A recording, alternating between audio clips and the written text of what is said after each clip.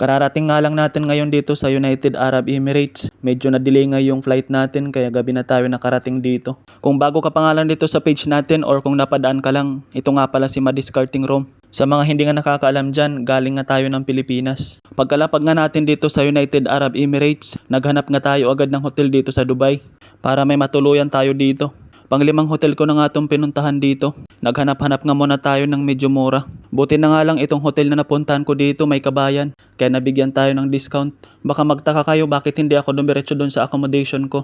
Malayo pa nga yung accommodation natin. Nasa Western Region, Al Dhafra nga yung accommodation natin. Sobrang layo pa ng accommodation natin at gabi na rin. Kaya nag-hotel muna tayo dito sa Dubai. Dito nga tayo lumapag sa Dubai Airport, Terminal 1. Gusto ko sana mag-car lift from Dubai to accommodation namin. Kaso nga lang ang mahal ng singil sa akin. 600 dirhams nga yung sinisingil sa atin. Hindi ko kaya. Hindi kaya ng budget natin. Kung magbabas naman tayo dito sa Dubai, hindi ko alam kung anong oras makakarating sa Abu Dhabi bus station.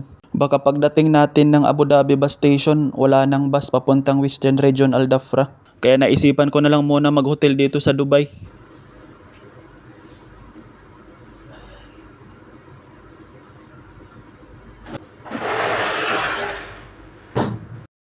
Sa mga oras na nga yan, kakatapos nga lang natin maligo. Bababa muna tayo ngayon para kumain. Kanina pa nga tayo gutom na gutom. Buti na nga lang itong hotel na napuntahan natin, yung tapat nito may nagbebentang mga biryani. Sabog-sabog nga yung mga gamit natin ngayon.